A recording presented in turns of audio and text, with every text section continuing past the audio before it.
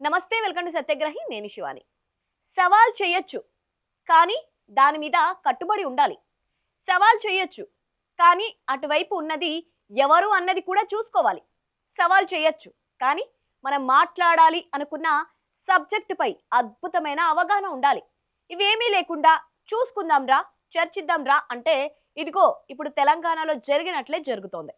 సవాల్ నుంచి పక్కకు తప్పుకుంటే అది సెల్ఫ్ గోలే అవుతోంది. కరెక్ట్గా చెప్పాలంటే ఇప్పుడు కాంగ్రెస్ పార్టీ పరిస్థితి ఎలా ఉందో అచ్చంగా అలాగే అవుతోంది.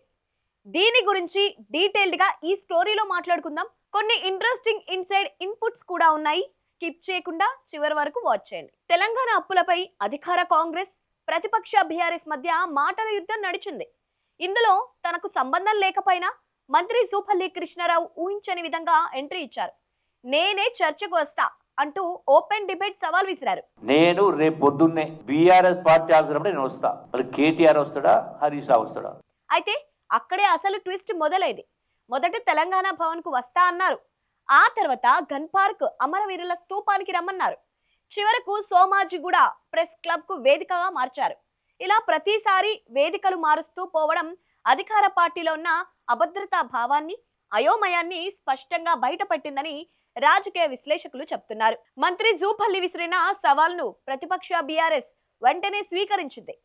BRS working president KTR, Harish Rao Telangana Bhavan లో ఆయన కోసం ఖాళీ కుర్చీ వేసి మీడియా ముందు కూర్చున్నారు. మేము చర్చకు సిద్ధం, మరి మీరెక్కడ అంటూ ప్రజల్లోకి బ్రాండింగ్ తీసుకెళ్లారు. సవాల్ విసిరిన అధికార పార్టీనే చివరకు శాంతి భద్రతల పేరుతో వెనక్కు తగ్గి ప్రతిపక్ష నేతలను గృహ నిర్బంధాలు చేయాల్సి రావడం కాంగ్రెస్ కు పెద్ద మైనస్ గా మారింది. మరోవైపు హరీష్ రావు ఆర్బీఐ, కాగ్ నివేదికలతో పాటు సీఎం రేవంత్ రెడ్డి గతంలో అసెంబ్లీలో మాట్లాడిన పాత వీడియో క్లిప్పింగ్స్ వాట్సాప్ ద్వారా జూపల్లికి పంపడం కూడా కాంగ్రెస్ కు డిఫెన్స్ లో పడేసింది. ప్రభుత్వ డేటాలోని స్పష్టత లేదు, మంత్రుల వద్ద సరైన లెక్కలు లేవు అని నిరూపించడంలో ప్రతిపక్షం పూర్తిగా పై చేయి సాధించిందనే చర్చ ఊపందుకుంది. మీరు ఎక్కడికి రమ్మంటారో చెప్పండి. అసెంబ్లీకి రమ్మంటారా, సెక్రటేరియట్కి రమ్మంటారా, లేదా మీ రాహుల్ గాంధీ గారు 2 లక్షల ఉద్యోగాలు ఇస్తానని చెప్పిన అశోక్ నగర్ చౌరస్తాకి రమ్మంటారా? ఈ సవాళ్లు, అరెస్టుల హై డ్రామా కాంగ్రెస్ పార్టీ కార్యకర్తల నైతిక స్థైర్యాన్ని దెబ్బతీసిందని గాంధీ భవన్ వర్గాలు ఆందోళన చెందాయి. ఈ పరిణామాలపై కాంగ్రెస్ ఇన్ఛార్జ్ మీనాక్షి నటరాజన్తో పాటు టీపీసీసీ అధ్యక్షుడు మహేష్ గౌడ్ వేర్వేరుగా ఢిల్లీకి నివేదికలు పంపినట్లు తెలుస్తోంది. కేబినెట్ కు ముఖ్యమంత్రికి మధ్య సమన్వయ లోపం స్పష్టంగా కనిపిస్తోందని, లీడర్షిప్ ఫెయిల్యూర్ వల్ల బీఆర్ఎస్ కు భారీ పొలిటికల్ అడ్వాంటేజ్ దక్కిందని ఈ రిపోర్ట్లలో స్పష్టం చేశారంట ఆయా నేతలు.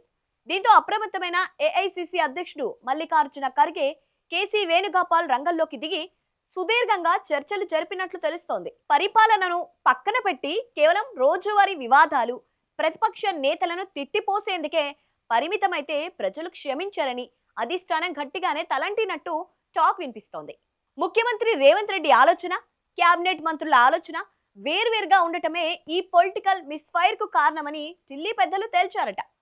ప్రెస్ మీట్లు, వీధి సవాళ్ల ద్వారా అప్పుల లెక్కలు తేవాలనే కనీస సత్యాన్ని గుర్తించడంలో ప్రభుత్వం విఫలమైందని, ఇలాంటి సంక్లిష్టమైన విషయాలను రోడ్డుపై కాకుండా శాసనసభ వేదికగానే సమాధానాలతో ఎదుర్కోవాలనే రోడ్ మ్యాప్ సీఎం ఎందుకు తయారు చేయలేదని ప్రశ్నించినట్లు తెలుస్తోంది.